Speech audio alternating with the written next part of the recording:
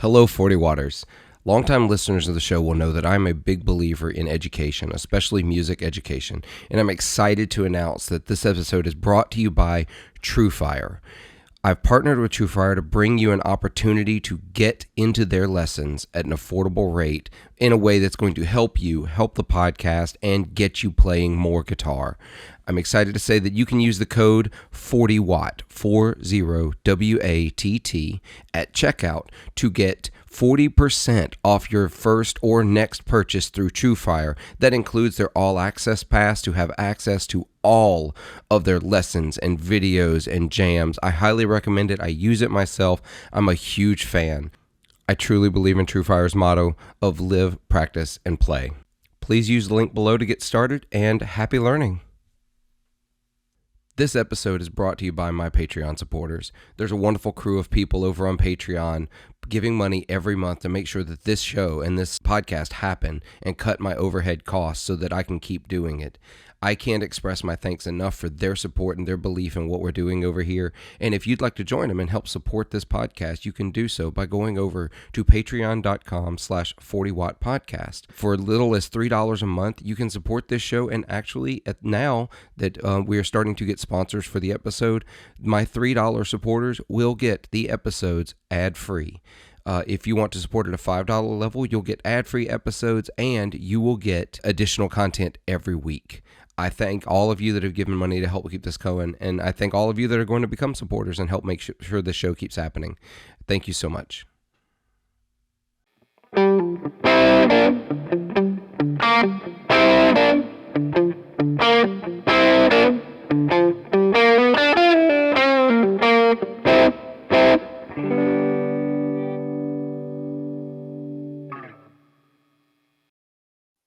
See if it's a problem. Nice. Yeah, I had to change the chair in here.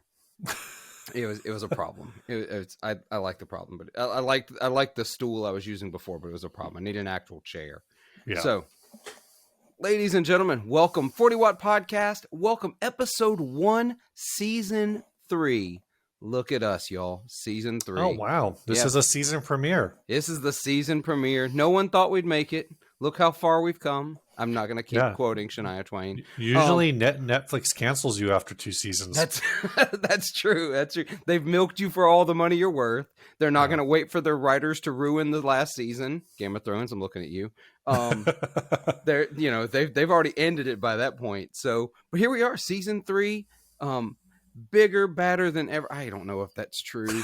It might be. We're going to see. But I'm super excited to get started. Y'all, I've got Steve from the 60 Cycle Hum podcast on the episode today. It's a little bit of a departure from our normal setup. I am going to, we're going to have some conversations. I'm going to sprinkle some in throughout the year of just having conversations about the industry, gear, music, things we like, going to shows, those kinds of things to supplement the interview format of some of the other episodes. So really excited to get back at it. Steve, how are you doing? New year? Yeah, new year, same me. I was going to say new year, new you? Yeah, that's how it goes, right? I was going to say, you said bigger, badder than ever, and I'm like, no, I'm just bigger, softer than ever. Same. Oh my gosh, same. I'm trying to just like everybody else on the planet, trying to get my eating back right and going back to the gym like I used to. And I'm not even trying. I'm just like, whatever. I'm over it. I'm not going to the gym though. I am one of those people that has decided I don't go to the gym the first month of the year. I find something else to do. Oh yeah. I've always heard it's crazy. I've never had a gym membership. I think I've been in like a hotel gym. That's it. Yeah, it gets bad. It gets really, really bad. And I've decided, I heard this from somebody else, so I can't even say it's original, but I think it's a fun idea. Start a gym so that it starts on January 1, and it's called Resolutions. And by the end of the first month, it transitions to being a bar. Oh my gosh. I think it's beautiful. I think it'll work. I think it would absolutely work. So, coming out of 2022, we're gonna do the typical sort of year in a review. We're gonna condense it a little bit though, because I think every podcast is covered the gear of 2022. We're not going to give a best of list.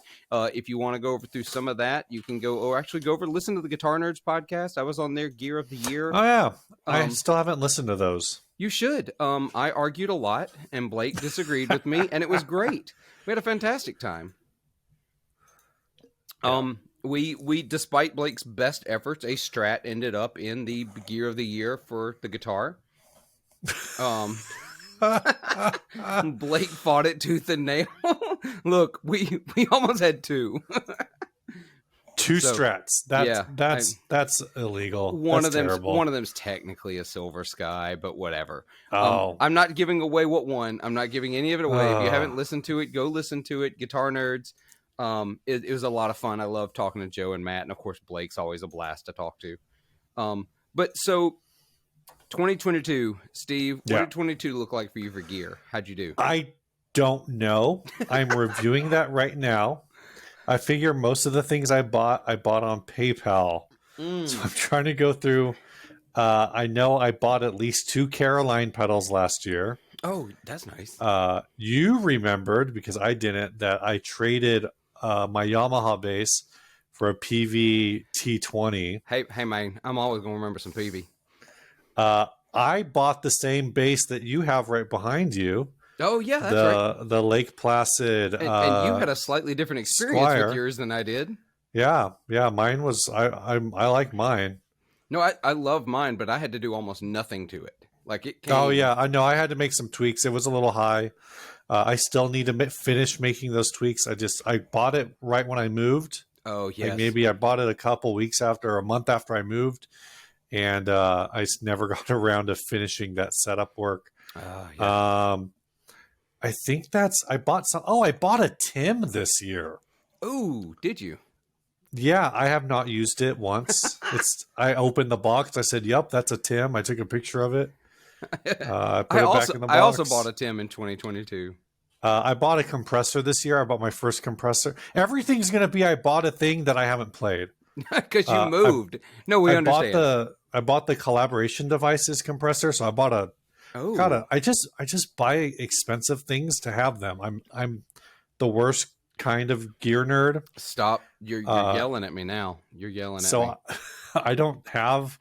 I've never owned a compressor. I guess like I have the compressor in my HX Stomp, right? Does that count? No, because this is weird because you're a bassist first, pretty much, right?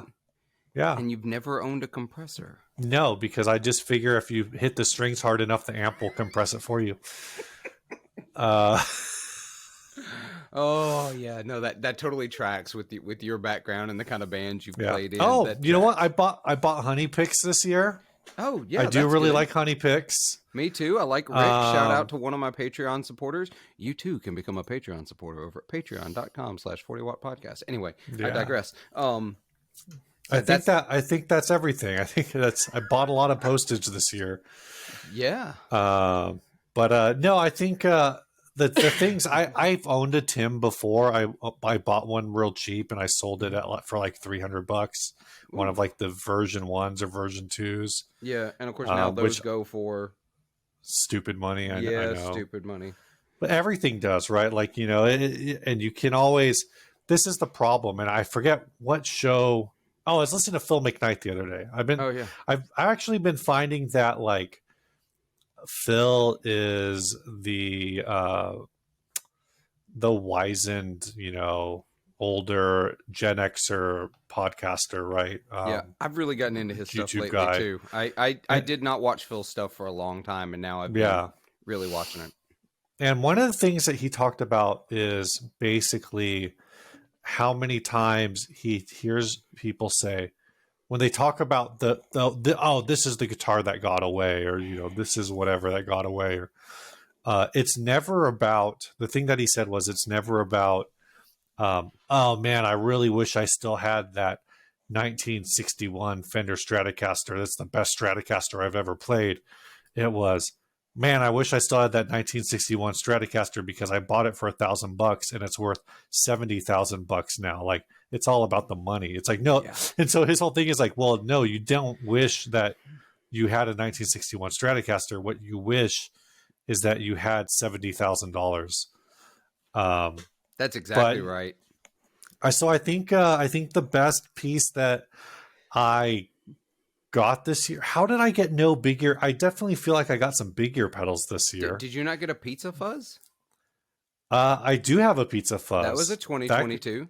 but I didn't buy it, so that's Well, why. yeah, but you got it, and I guess Yeah, okay, and yeah, you get some gear that's just sent to you. That does no, happen. I'm just saying. So it's Oh, not it's not on your PayPal. on my PayPal list. Well, I was gonna say I would Um, count that too if it's something like you actually planned on using, and it isn't one of those things you just sent to you yeah, saying, "Hey, check this out." You know what I mean? no, the Pizza Fuzz is super cool. That's probably the coolest piece of gear I got this year. Yeah. Is the Pizza Fuzz. Um, I think the two bases. Actually, I need to.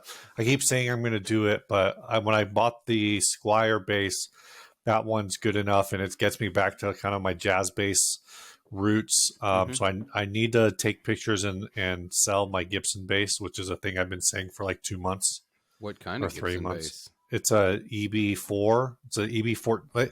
I there's no. I don't think there's like a good name, but if you look it up on Reverb, it's the EB14. Okay.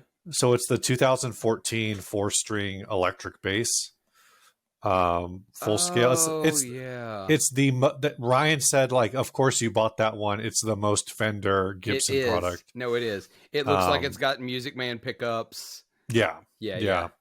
So it's, I mean, the Here I was hoping you had like a ripper or a grabber, and I was gonna be like, we no, should talk. no. Well, I thought about, I was kind of floating it to somebody to do a trade for a Roni little stinker. Ooh.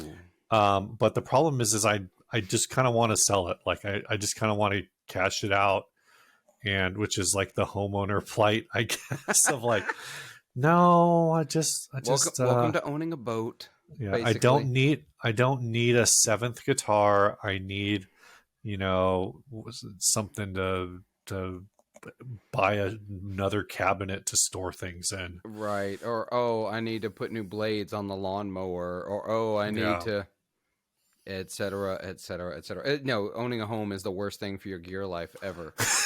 And that can go both ways. It can go two different ways. Because for me, it went another way. Don't get me wrong. There's all the home projects and stuff that I want to do. But there's I've got a whole house I can fill with gear now. yeah, yeah. Yeah. I mean, that was first my thought, but like the hidden storage in my new place is there's not a lot of hidden storage, so that's kind of tricky. Yeah, Um, no, I would just display it out. Like my guitars would be wall art in the living room if my wife would let yeah, me get away with it. But that's yeah. me. In our tiny condo before, I had like two guitars under a bed, and I had a bunch of guitars shoved in a closet, and this and that and whatever. Now I have all my guitars in the office, which that's already my I can tell you my best gear for 2023 is going to be my string swing racks once I get them installed. Yeah, make that video. Yeah, I well the problem is I've been thinking about that, and originally I was going to do a corner. Okay. So I have two racks. Mm-hmm. I was going to do so they're the wall mounts. And I was going to do one rack on one wall and the other rack on the other wall, and just so they meet in the middle. But then I thought, like, well, I don't really want to mess with the measurements of figuring out like how far apart they need to be so the two closest guitars don't hit each other. Right. So then I was just like, you know what? Like, why don't I just put them on top of one another, and I'll just use one wall, and I'll figure something else to do with that wall. But then I took it, and I was over at Ryan's yesterday, Mm-hmm. and I took it, and I was just kind of visualizing what that would look like, and realized that when you only offset the guitar by like a headstock length, Yeah. you're really only offsetting it by like uh, whatever that distance is. It's Yeah. not even a It's not a headstock big. length. Yeah, it's not even a big. And It's yeah. and so then what happens is your bodies mostly overlap because you're only going to have like maybe 3 or 4 inches sticking out the bottom. So whatever the middle, you have your two upper guitars, and then the middle ones, Yeah. I think are all going to be kind of shadowed. Well, can you instead of I'm looking at the camera like this. Can you instead of facing them like this with that rack, can you turn them? Yeah, I mean, the headstocks, the you can basically some people do them flat. You can turn Yeah. them 90 degrees, so they're all vertical. But I think I'm gonna just end up taking some measurements and just doing the corner thing and just making it work. My Yeah. original idea was to do the corner thing and then have like an amp little amp station below it. So I Yeah. think I may just be going back to that.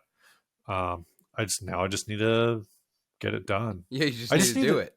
I just need to do it. That's the thing. I mean, that's like I know what color paint this is, and I've still got like half a can. Uh huh. So worst case scenario, I've got some drywall plaster out in the garage. You So if I do it. need to You move hate stuff it. around, yep, just patch it up and repaint and move it somewhere else, I Yeah. guess. Start over. So Yeah. yeah. What's your 2020? You did a lot last year. I did a I lot last know. year, and I've already done a lot this month because I picked up a lot of gear last year. I kind of lost my mind. I had the culmination of some long play flips and trades Mm-hmm. and sell, and I got a whole bunch of gear, got a lot of really great stuff, and then like throughout the rest of the year I had this like moment where I was like, I have all this, and I still have. I mean, let's not pretend I don't have way too much gear. That's a dumb thing to think that I whittled down, but instead I realized Right. I had a bunch of stuff that I liked, but I didn't have like, there's stuff that I've always said I wanted, like always said I wanted. Like Mm-hmm. one of them, one that came in this month. I've always wanted a great 335. I've always Mm. wanted one, Yeah. the Yeah. whole life. And I have a 137 custom that I've played for a long time that I got for a stupid deal like 14 years ago, 13 years ago, whatever it is now. Time is a flat circle. But I got a long time, over a decade ago. We'll just say that, over a decade ago, and I always used that guitar as the excuse to not get a 335. So I was Right. like, I have this guitar. Well, I just had a moment. It was that whole, we all do it. End of the year, we have this moment where we would decide, oh, there's like that revitalization moment. You're like, oh, I need to Mm-hmm. change things. So there's probably a little bit of that in here, but there's also, I'm getting older. Um, I I I still have this stuff I've wanted since in my 20s. Right. And I didn't start playing guitar till I was 18, so there wasn't a ton of stuff in my teens that I wanted. Mm-hmm. But in my 20s, I was like, well, what's keeping me from getting it? Well, I don't have the money. Well, no, but I got a shit ton of gear I'm not using. Right. So start selling stuff. And so I did. I started making some tough decisions because I'm a person who gets attached to things easily, Mm-hmm. and just having them, which is a total hoarder mentality. I'm well aware of it. Um, and so I got attached to things, but I started to make some tough decisions, started selling some things and trading some things. And I've started to pick up some pieces that are, I've wanted forever kind of stuff. And so my year has already started out pretty big. I picked up a Gibson Memphis 58 Mm-hmm. reissue 335. I Right. picked up a custom shop 58 Les Paul. Um, I don't know if I've seen that one. I can grab it. I mean, this is for you video folks. You audio folks don't get to see this. Um, so I picked up this. Oh, that's really good. Nice. Yeah, it's super nice. It's a 2013 custom shop R8. It's got the super chunky neck. This is when they were still doing things like they actually replicated. So in those 58s, the dye that they would use for the wood would Mm-hmm. seep into the nitro and spill over the fingerboard or over Oh, the okay. binding, and so the Right. binding would look reddish. So they Huh. recreated that for these. There's a really good. This is it's not in perfect condition. I got a good deal on it over on the gear page. Um, but it's about, it's a little over 8.5 pounds. So for a Les Paul, that's That's real not bad. light. No, I love it. I've been playing it a lot. So finally got that.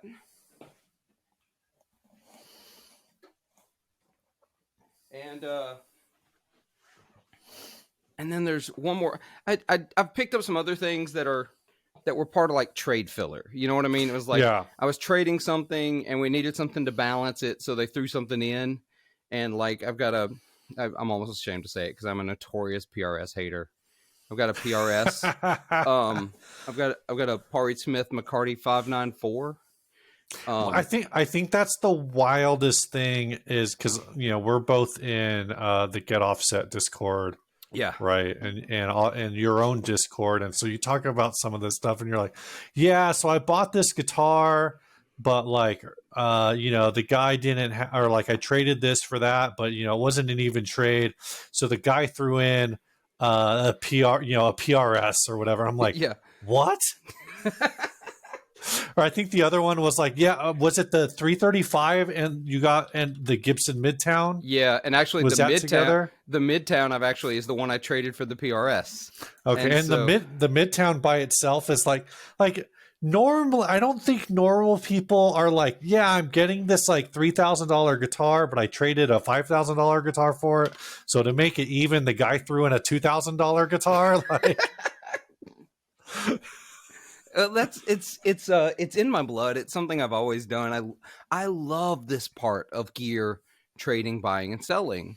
I love the talking and making a deal and figuring out, oh, what can I do to balance this? And a lot of times it's not about, and it can be, but it's not always about making money, or it's not always about making it balance perfectly. Sometimes it's about just making it interesting. Sure. And so I love that stuff. And so, yeah, I've got the PRS that I'm going to hold on to for a little while. I actually don't hate it as much as I hate most PRSs.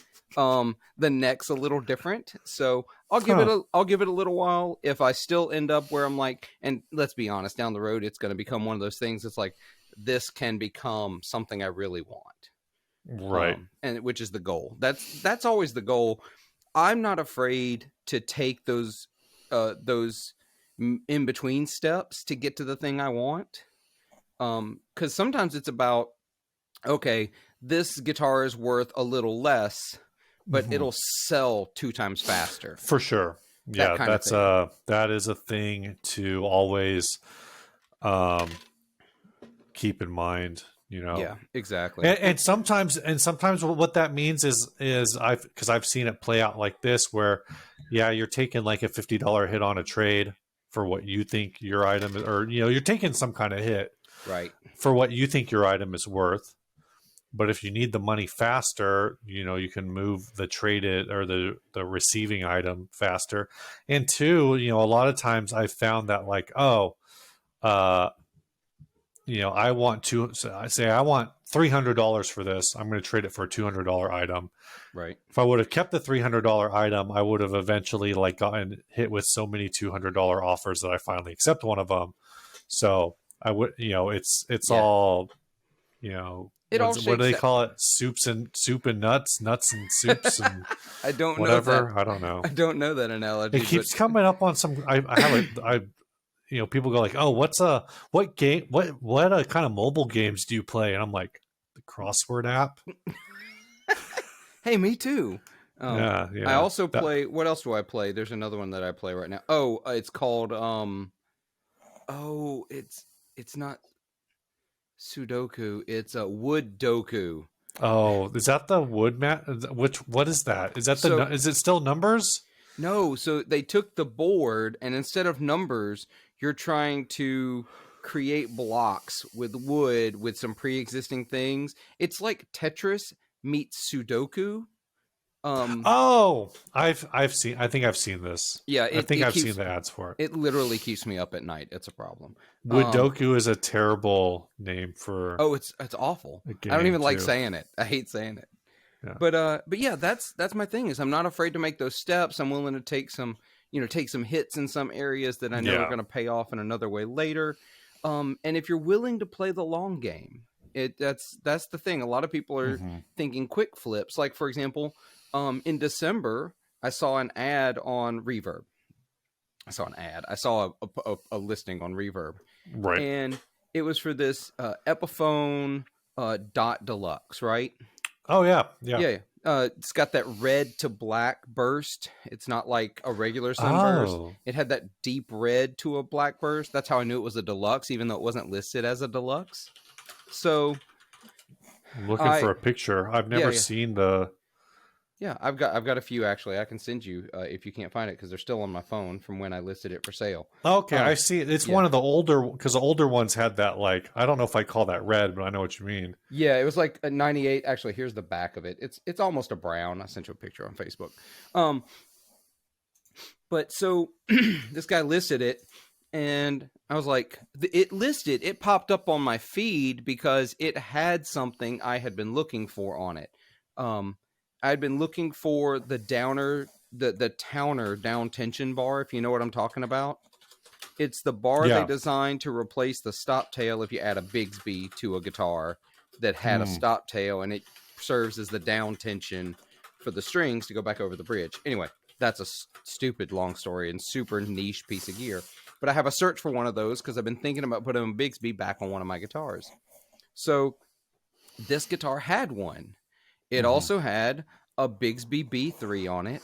He had upgraded the pickups Huh. with Fralin PAF pickups. He had added the string butler. He had added a string butler Oh to it. God. He had upgraded the tuners on it. And someone before him had actually painted the inside of the F holes white to match the binding. And so, and he had it listed like real low. I won't say how Hmm. low, but it was low, and I made an even lower offer, and he took it. So he shipped the guitar out to me. I got it. Hmm. I bought a $25 set of used Epiphone pickups. I bought a new stop tail and bridge to replace the Bigsby. Um, and I bought, what else did I buy? There was one other thing that I can't remember right now. But basically, Some paint thinner to fix the no, F holes. I didn't do that. I left those actually. But yeah, I pulled the pickups, I pulled the Bigsby, I pulled the string butler, and I put the guitar back to stock, Hmm. basically. And all said and done, after I moved everything, I made $350, and Jeez. and I still have the Towner, the thing I was looking for to begin with. Right. So it's one of those things. I'm willing to play the long game, possibly make some money, Yeah. and get the thing I want for basically free. I was actually just talking to this with a buddy of mine. And we see this all the time. We see people miss out on deals because maybe, they're like, oh, I don't know, maybe I don't want it, maybe whatever. And it's if the deal is a stupid good deal, you need to be ready to jump, because Yeah. I watch people miss out on deals because they're not able to jump immediately, and then Yeah. somebody buys it out from under them. And Yeah. it's I like, if haven't. that's no, go ahead. I haven't found anything recently. I mean, I just haven't bought anything used in a while. And apparently, somebody tried to sell an Xbox in our local Facebook Marketplace or OfferUp or something. And when they showed up at the guy's house, got robbed. Oh So that's a good no. time. Yeah, So no. that apparently that's where I live now. Don't go And to people's houses, y'all. yeah, but I will contact listings that I think when I look at them, like this is probably a scam, but I need to confirm. Like I need to make Yeah. sure, because it's every once in a while you get that one like because especially it's tough because it's like the scammers now know the way that they can get away with not knowing anything about the item or knowing Mm-hmm. very little except that it's worth more than their listing Right. is by saying like they're selling it for their spouse or their dead son or whatever. See it all the time. Um, See it all the but time. that used to be. I've missed out on some big deals um, years ago in San Diego. There was somebody who was. I think it was legit because if it wasn't legit, they would have told me they still had it. But it was this person who was selling a pair of 7-ender guitars. 7-ender. So just write the number 7 and then write the word ender. Oh. It's gonna look real familiar. Oh my gosh. Oh, that bothered me that I didn't get that immediately. Yeah, so she pulled she said that she pulled them out of the attic and that she thought they must have been her late husband's, and she doesn't know how long they've been up there. And there was one picture, and it was not a very good picture. And I emailed her and was like, I will give. I think she wanted uh like $300 for the pair, and I emailed her and was like, I'll give you $1,000 for the pair. And then she was like, no, they're already sold. And I said, oh, that's too bad, because that was probably $20,000 worth of guitars. I don't know. Actually, I don't think I emailed her that because I just couldn't bring myself to it. But then I felt a little bad because I was like, well, I was going to like lowball the hell out of her for what they're worth. But I was willing to at least give her, at the time, that was all the money I had. I think I was still in college. I would have still been in college. Oh, I got you. Yeah, no, and see, in college when I did my most flipping, Yeah. but it was all like lower price stuff. Like I wasn't doing like flipping gear to get an basically a custom shop 335. I wasn't doing that. Yeah. I was flipping Blues Juniors that I found in a pawn shop for $150, and I'd flip it for $275 kind of thing. Yeah, I've got a couple pieces that I don't know what my biggest. I'm trying to remember what my biggest flip was. Because it would have been years ago. It might have only been for like 200 or 300, maybe 400. But I do have one guitar that I think I will probably, every once in a while, I think about like, oh, maybe I should try to sell it. Mm-hmm. Which is, I have a Japanese contemporary Stratocaster. It does not have the bridge because some previous owner replaced the Schaller, had a Schaller bridge in it, replaced it with just a standard vintage style bridge, so it's a little gutted. But I paid $100 for it. Oh, yeah, you're in it for nothing right now. I could probably, I'm looking at ones that are in complete shape on Reverb right now, and they're all over $1,000. So I could probably like throw it up for 700 and be done pretty fast. Have you ever looked at how much that bridge would be to replace it? They used to be cheaper. They are not anymore. But the problem is there's a lot of different parts to chase down. So it's like if you can find the bridge, well, can you find the fine tuning screws? If you can find so it's like, in my case, finding the bridge is really easy. Finding the locking string tree is more difficult. Really? And the locking string tree is, I think, 7 total parts. Ooh. Because it's the lower part of the string tree, and then it's the 3. I mean, it's basically like a Floyd Rose locking nut, but it's a string tree, so it sits behind the nut. I remember those. Yeah. So I've also seen, right now I'm looking at a 1987 Squire that has one, because I have toyed with the idea of buying the Squire version of this, harvesting those parts and putting it on it. I think Will LaHue, if you know Will, had one of these for a minute and just took it and just parted the entire guitar out a few years ago. I think it was either him or I don't know, one of those guys that's doing the pawn shop flips. Yeah. Buying stuff off of some pawn shop that doesn't fully understand what they have, but you got to live in a part of the country that gets, good stuff like that in their pawn shops, which I don't. See, that's interesting to me because, here we don't anymore. I used to get really flippable stuff in my pawn shops here. It just doesn't happen anymore.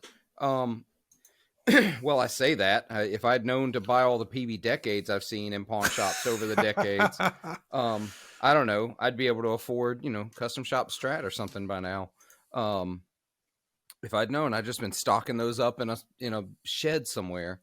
I mean, Mississippi, you could probably have stocked up all of the PV stuff you find in pawn shops over the years. Exactly. Everybody's like, oh, the pawn shop brands, like such and such. I'm like, dude, our pawn shop brand is PV. Yeah. Like everything's PV. Yeah. There's 2 decades ago, PV. I think all of the we did an ad on the show not too long ago on, I think it was a PVT40.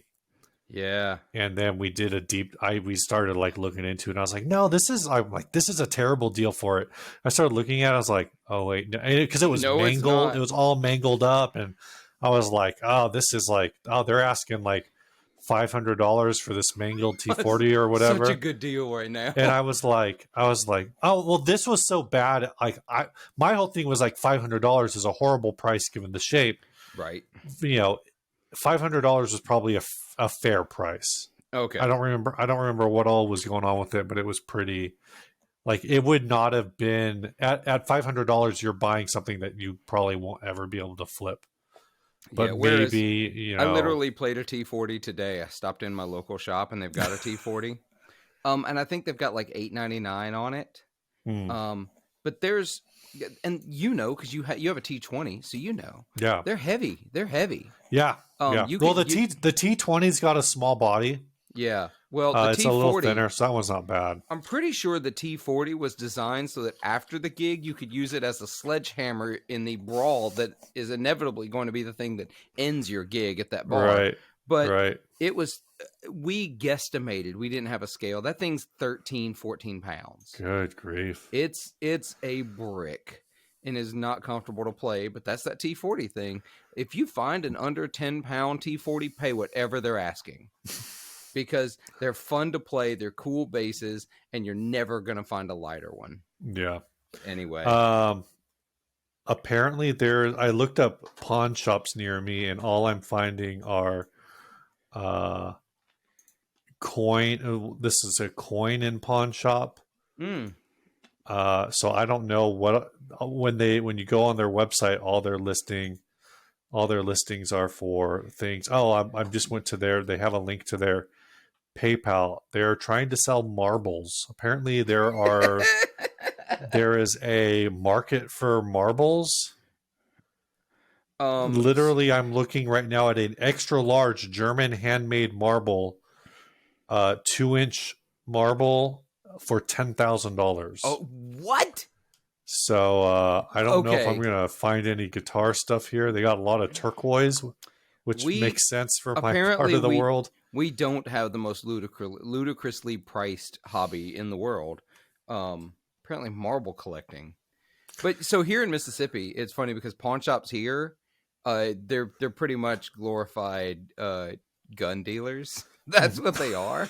Right. Yeah. Yeah. That's really that's what they do. Everything else is periphery. So it's wild west over here east of the Mississippi. But so besides the flipping, what do you think just in general of gear going to look like this year? You going to NAMM? You going to go this year? I am. I'm trying to figure out. I know I'm going to go. Yeah. Worst case scenario, I drive in and drive home. Ryan's actually saying that he might just drive in and not do anything. Interesting. Have my doubts because I have to imagine that if the right people show up and say, hey, we're having a party, that he's going to go. Yeah. But I know some people who are already talking about getting an Airbnb. I kind of just want to go. I mean, it's trivial for me because if I go in on an Airbnb with somebody, I'm just going to like, if these guys get an Airbnb, I'm like, how much you want for me to crash on your couch? Right. Like, that's exactly what I'm going to do. And most of the Airbnbs in Anaheim have really nice couches. That's what I've learned because they have to. Yeah. So I just want to do that. And the show is honestly, it's kind of secondary. I just kind of want to hang out with people. So if I go, it's 3 days this year, which is weird. It's shorter. Yeah. So it's Thursday, Friday, Saturday. I can make speculation as to why it's shorter. Yeah, and I mean, I don't think you can make speculation. I just don't think you need to. Yeah, I think there's besides the fact that it's last year was in June. Last year was in June. Yeah. So you're moving it, 2-3 months earlier in the year. So it's not 12 months since the last one, and the next one is going to be. We speculate. I don't know if they've announced it. January of next year back to its No, they have original their place. dates. Yeah, they It's have the date. Yep. Yeah, so you're And you're only and next looking, year, what, 8 months from now they're having another. yeah, and next year is 4 days, back to 4 days. So Yeah, I until somebody says no, I actually have inside information. I will continue to speculate that when NAM skipped 2020, mm-hmm. that somebody came in and swooped that January spot, and so they went back to the Anaheim Convention Center people and said, "Hey, we want this date," and then they just have been trying to work their way back. Yep. I suspect, I don't have any reason to really think this. It just makes sense to me that they have that the convention center probably has some kind of reservation system where once you have a date, if you say I want the same dates next year, like you're going to get first dibs on that. That And in the case of tracks. something like NAM, they probably can, book, say, okay, we want that fourth weekend in January Mm-hmm. for the next several years, Yeah. and book multiple years at a time. But yeah, so next January, so April, it's going to be weird. I don't know. Depending on, I think I do think next year is the real litmus test year to see how many people show up to a January, because everything until then, NAM can just say, well, it's not the normal, Right. it's They not the normal date. But at the same time, the longer it goes on, that it's not normal and things don't go back to normal, I think the more manufacturers realize I don't really need to go. Yeah, that's what I think. I kind of want to go because I've never been to a California Nam, but I can't. Mm-hmm. There's a blues festival that I've played every year since it existed. Oh, Um, right, yeah, and yeah. I think it's that same weekend this year, so gotcha.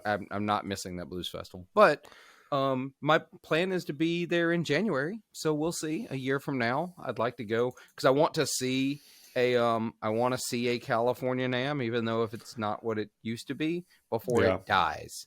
If it I'm, dies, I'm not speculating it dies, but I mean, it does kind of look like it's going to be the same setup as last year too, where the main exhibitor is going to be, the showcase, at least for Guitar World, is going to be Yamaha. They've got the top floor. that's weird. Um, the second floor is actually kind of a weird spot. I'm looking at it right now. So Mm-hmm. ESP is still in their normal spot. PV is taking up the room across from ESP, but it's going to be PV, Buddha, Crest, Trace Elliott. Are they all under the That's all the PV same umbrella? company. That's Okay. all the same company. And like nobody else is really showing up. Like there's a That's it. lot of That's empty rooms interesting. up there. That's interesting. PV was PV at last Nam. Did you see? Did you see I them? don't feel like I've ever seen PV at NAM. They had a booth in Nashville at the Well, I one in heard about the 2021. boot. I Yeah, there heard was a about booth and nobody there and nothing there. Yeah. Well, I was that the one that was the year because Ryan talked to Colt from Yeah. Walrus Audio, Yep. and He got a table basically, because it was cheaper. yeah, it's when you buy a table, they give you, I think they give you like 3 passes with the table, but if you buy 3 passes individually, it costs more. Yeah, exactly. Um, I do know PV did something because my local store had some reps there and they are were could be a PV deal. I don't know. Don't let me speak hmm, for that. But so they got invited to something PV did that was an invite only thing. Um but I haven't heard any announcements from them, so I don't know what that was. It was just a hey, we still exist. We're here. Um yeah. I don't know. I don't know what PV's doing. Uh I mean, I'm looking at, you're going to have a lot of I guess it's always there, the builders showcase. yeah. But I'm seeing a lot of brands uh, that I've actually, that I'm not seeing the ones I usually see there. So maybe that's not the boutique guitars. Maybe that's something else. Yeah. Cream Guitars, Walrus Audio, Delicious Audio. So that's the other thing is Paolo with Delicious Audio, Pedal Deli. They're doing their booth. And last year, a lot of the like Earthquaker devices, for example, instead of going to NAM, they just sent a pedal board and said Paolo, or I think maybe they sent like one guy to demo their board. I don't know, something like that. Hmm. Um, so we'll see. Rev has a bigger booth. Walrus has a bigger booth. Um, but yeah, I mean that's the other thing is I think a lot of the brands that Ryan and I worked with when we first kind of got into this um, aren't doing NAMM anymore. So we're just not seeing the same people. It's kind of like a weird take, but honestly, like a lot of the basement brands now that they're up on the on the main floor, it's like who I'm looking at like who let Shenzhen Rowan out of the basement? Like they're an OEM. If you want to buy $30 Amazon pedals, more power to you. There's nothing wrong with that. Well, But they're right next to Donner, which Donner has a big booth.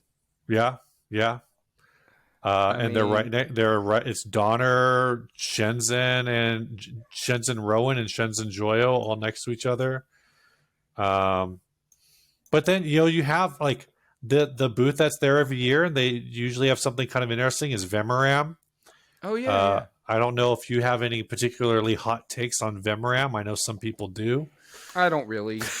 I mean, at this point, like I know what the hot takes are. Everybody wants to hot take. I'm basically saying they're repackaging another circuit, and it's not really all it's cracked up to Yeah, be. But it isn't everybody. Not everybody. They're not. There are some very innovative and very fantastic pedal makers out there. I mean, all you got to do is look at Chase Bliss and look at what they're doing, yeah, and there are some really innovative people out there. But there's also, I mean, drive circuits are they're just regurgitated with a slight tweak. yeah, We've yeah. talked about it on this podcast with multiple guests. It's I like, mean, honestly, I think the bigger gripe that I have, I've never played one. Maybe they're fantastic. I don't know. With Vimaram is, it seems like their secret sauce is really just that their cases are made out of brass or they do whatever. they do look pretty. And so, they took a tube screamer, they changed 4 components, which is what everybody does, and then they dropped it in a brass case and said, "Well, now it's an extra $100." Mm-hmm. I'm looking that Rickenbacker has their usual. Have you ever seen the Rickenbacker booth? Have you seen No, pictures of it? no. It's stupid. It's the dumbest. It's Is it really? they don't. Well, it's kind of hard to find a rep. They're probably actually all in offices taking meetings all day. All of their guitars, they're just on vertical hangers, so they're just like you're walking in and among these guitars, like just floating, kind of in a way. Not really like fully floating, but they're all zip tied to the thing, so they're just there. Nobody can So, touch them. so just like Rickenbacker at any guitar store in America, you can look, but and you can look and you can touch, but you can't play. I played a Rickenbacker in a Guitar Center like 20 years ago. That's the only time I've ever played a Rickenbacker. The only Rickenbackers I've ever played, period. When my friends in Clarksdale, Ronnie Mm-hmm. Drew, started Bluestown Music, he started with a lot of his own collection. Like that was his stock, and so he was just selling off the stuff he had. And he had 3 Ricks in there, and because he owned 3 Ricks at the time. I think it was 3. He may have only owned 2, and then got another one later, and that was in the store. I don't maybe it wasn't all at once, but those are the only 3 Rickenbackers I've ever played. Period. And, Yeah. oh no, you know what? I can't say that anymore. When I was in Atlanta in November, I played one at Big House Music. I did, but Oh, okay. until then, those were the only 3 that I had ever played, and they were made me hate Rickenbacker. Um, the tiniest necks I've ever played. This is a little maybe exciting, maybe not, because that's the only thing I see. But it looks like Digitech DoD is getting their own booth. Oh no, that is exciting. That It is is really a exciting. it's a smaller booth. Mm-hmm. It's on this. Well, it's not. It's probably like a table or something. It's not too big. But And they are you know what I getting like seeing that it's. their I'm own not booth. looking at it. I'm assuming it's not Court, and that's where DoD No, that's Digitech what I'm is. saying. It's Yeah. digit. It's the late because I didn't even look for Court or Cortec or whatever. I just looked up, and then when you search for Court, Uh huh. Digitech DoD comes up, Oh, that's but good. the booth itself is labeled as Digitech DoD. So that's cool. Nice. That is Uh, exciting. So it'll be good to see if they do anything this year, or just to see talk to somebody and be like, so what the hell are you guys doing? You know, what's the plan here? Well, But I'm really excited. I'm sad I'm not going, to be honest. I wanted to go, but there'll be January. What do you think they're going to do with Nashville? Do you think they're going to do that again? I think Nashville's might be toast. Yeah, I that's the It's vibe I'm getting. Um, I just I don't know that mean, they're gonna. I just don't know if they're gonna do Nashville again.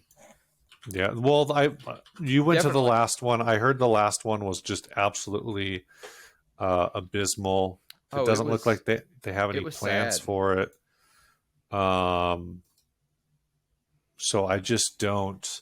I've never been. I would like to go, but there's also other things, and I think that's the other thing too. Now, from what some people were saying is that uh, the problem with Summer Nam is that the Gibson garage is Yeah, cooler than Summer Nam, it is. It was and a like lot cooler. and you could drive around and go to the Gibson garage and then go to, was it all the different Carters and Fannies and all these Yep. different places, And and that's what it's me and Ryan all, did.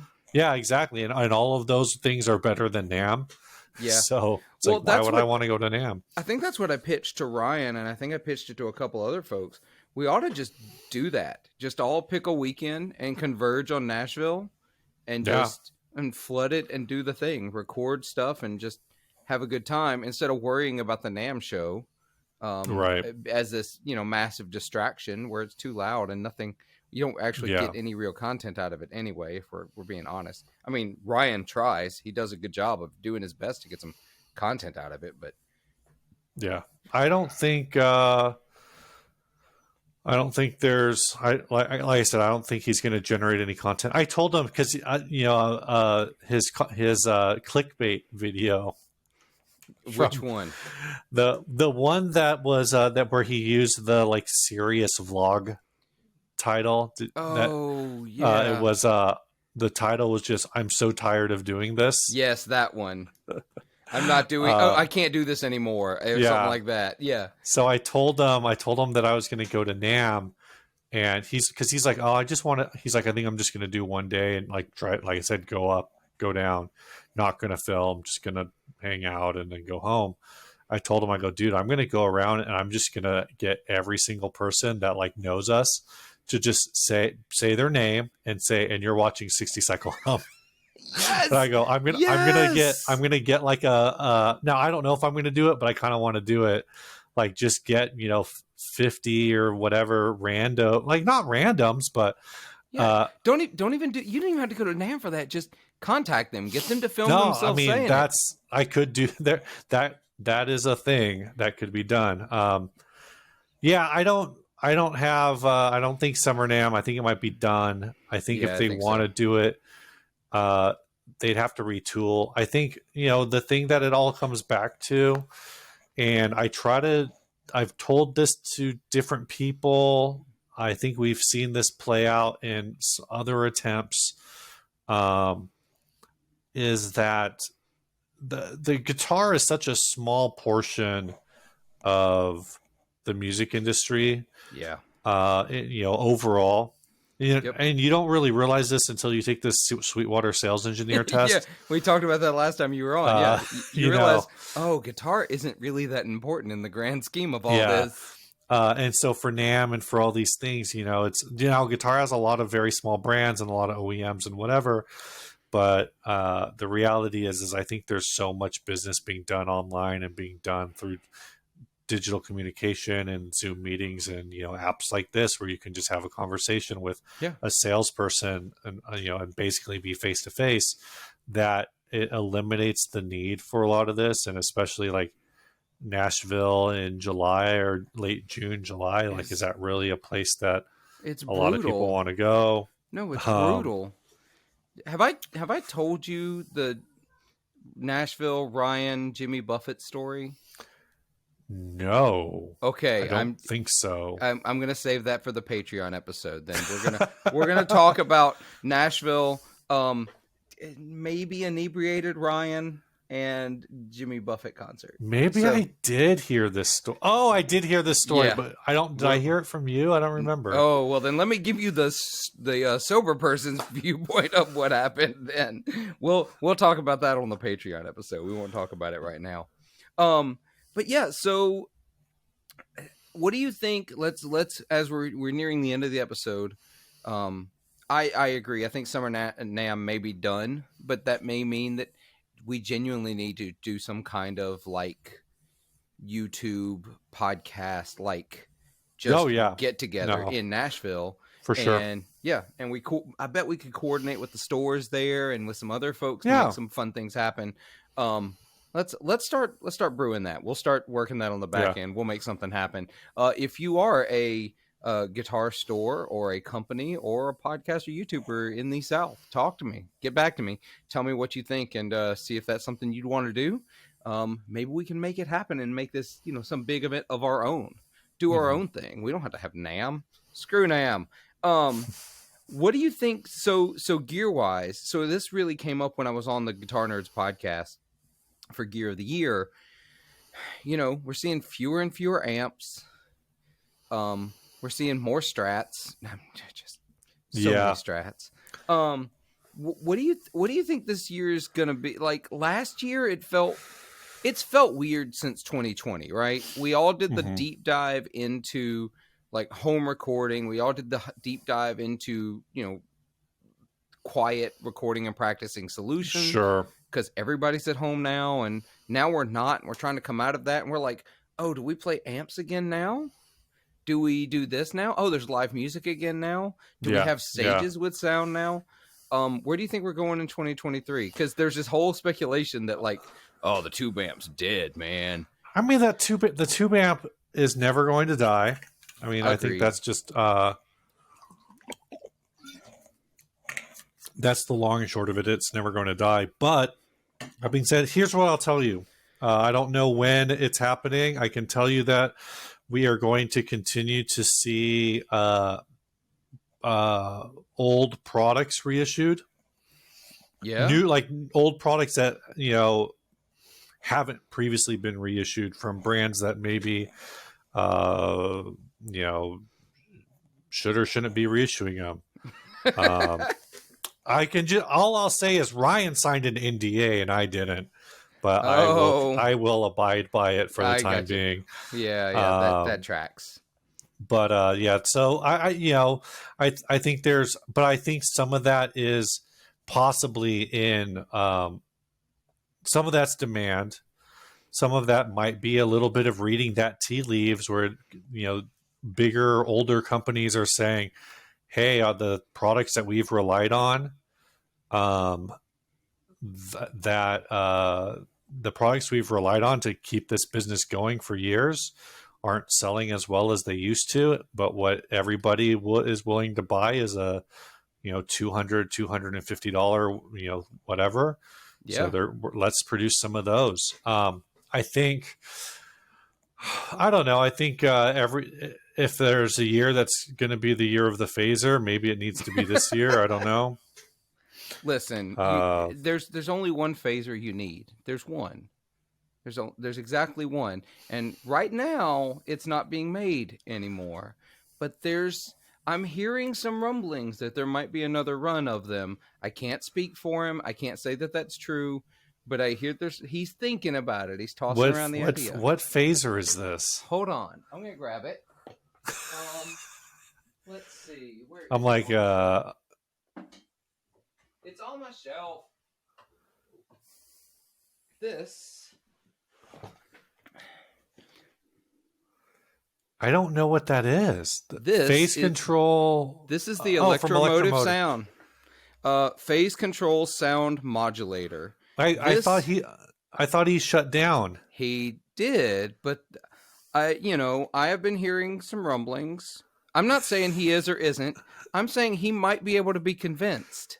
I need to pay more attention to your Discord, I think. Yeah. Well, actually, yeah. Ben doesn't talk in Discord.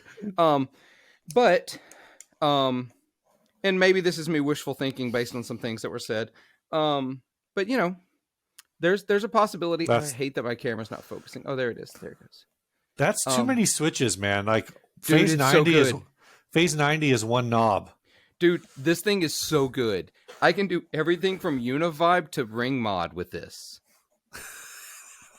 I can.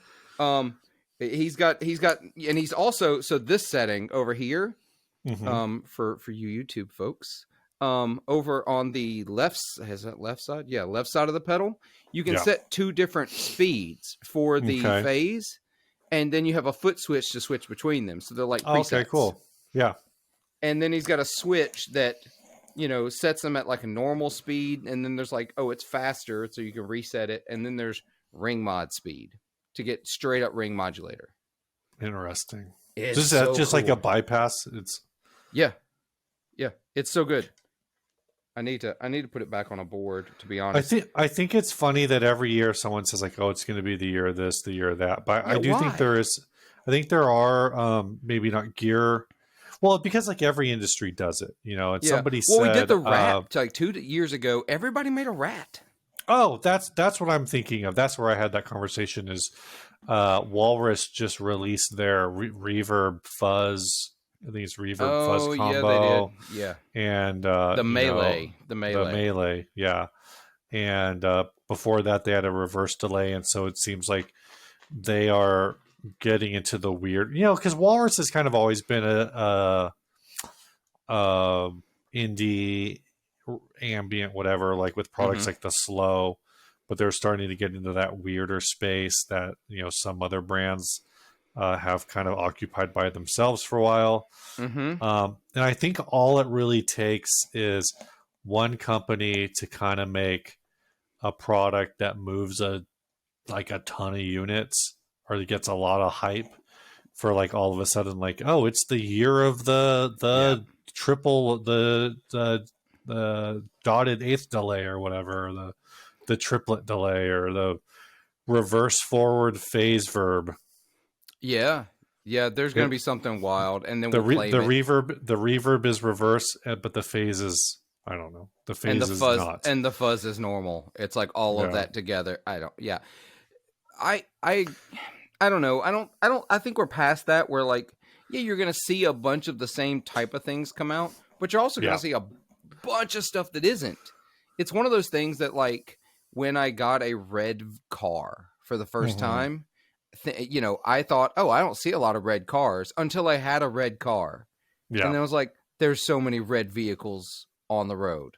And it's like, you don't see it because you're not looking for it. Then the moment you're looking for it, you see all the stuff that was there before. You just didn't notice it. So, So really what happened is JHS put out a rat, and then everybody saw rats everywhere for that 1 year. Because that's what happens. Well, I'll tell you what, we're going to wrap up here. We're going to go tell Nashville Ryan stories over on Patreon. If you want to support the podcast, you can go over to patreon.com/40watt podcast. And for as little as $3 a month, you can get this episode ad-free every week coming this year. I've got a lot of goals for this year, y'all. There's going to be a lot of content. We're crossing our fingers. We're going to make it happen. For $5 a month, you get this episode ad-free, plus you get a bonus Patreon episode every week. We also have a Discord for this podcast. You do not have to be a Patreon supporter to join the Discord, although there is a Patreon supporter only channel in the Discord that you obviously can't see if you're not a Patreon supporter. So you can go over to Linktree, go to the notes down below here. You can find all the Discord info. You can find all the links. It's all those things. Go over to 40wattpodcast.com. So that's all I got. Steve, thanks for coming on and chatting with me. No problem. Yeah, and so we're going to go over to Patreon. Before we do, I want to thank all of my Patreon supporters. At the $10 high wattage level, we have Ben Fair, who made these wonderful pedals, and hopefully will make some more. We're going to convince him. Dan Pilver from Lewitt Audio. Heath Batt. At the $5 level, medium wattage, we have Alan Gresham. We have Andy Koning. We have Giacomo Ride. We have Jeffrey Walks. We have Jim Burns, Kyle Harris, Rick Calhoun of Honey Picks. We have Scott Hamilton of the Effects Loop podcast, and Tom Kelly. Thank you all for your support. Y'all have been incredible in making this podcast happen, and I can't do it without you. But for the rest of you and for my Patreon supporters, thanks for listening. Thanks for watching. Thanks for being around. And here's to a whole bunch more fun content in 2023. Be good to yourselves. You just did this long outro. Can I plug one thing? No, I should have done this earlier. No, we already know. No, I'm kidding. Yes, dang please. it. No, I was gonna say if you've only watched 60 Cycle Hum for Ryan's demos, which hey, cool. But if you want to check out the I would say if you're into used gear and you're into stupid listings, check out the podcast once. Maybe check it out twice. This year for 2023, every week. Ryan and I, we're going to do 3 or 4 ads. We're going to pick our favorite, and we're going to send that person a gift card. Oh yeah. So that's our thing this year. That's our give back, I guess, if you want to call it a give back. But we're kind of getting back to our roots. That's the goal. Honestly, like there's so many shows that cover new topics, cover like what's going on. There was some news today. I don't remember what it was. I was like, oh, that could be a good podcast topic, but it's like there's going to be 10 other gear podcasts that do it. So we're trying to get back to our roots, and we're doing topics if something like we talked this week, the episode that'll come out on the 23rd. We're going to talk about the Fender Gold Foils. Oh, nice. But then the episode that comes out the 30th, we're not talking about anything. No, actually, we do have a topic. We got a good suggestion for that one, but some weeks we're not going to do a topic. It's just going to be, we're going to do ads. So, and I'm sorry, I just ran right through giving you a chance to plug. Sorry, I'm rusty, Steve. It's been a while. People know who I am, or they don't. I don't know. I hope they do. I suspect that our listenership is very much a circle in the Venn diagram. Oh yeah. But my circle is this small circle in the midst of y'all's big circle. So I suspect they know who you are. But yeah, y'all listen to the 60 Cycle Hum podcast. The whole giving away $20 gift certificate thing to something that's local to you. I love that you're doing that too. Yeah, so that's kind of rad. Yeah. So it can, if we can get a digital for something that's local, then we'll do it. Otherwise, Sweetwater, Guitar Center, Tillman, we'll figure out. Obviously, like there's no point in sending a Sweetwater gift card to a winner in like Denmark. That doesn't do it. That's not very helpful. Yeah. So send in your ads is what he's saying, y'all. Send them ads. Yeah, send them. 60cyclehumcast@gmail.com if you want to do it. Yeah, that I will put that email down in the link description below. If I remember, I'm making a note right now. Put 60 Cycle Hum email in description, because if I don't write it down, it's not going to happen. I know how that goes. Yeah. So in the meantime, y'all, as we were saying before, be good to yourselves, be kind to each other, and make some noise.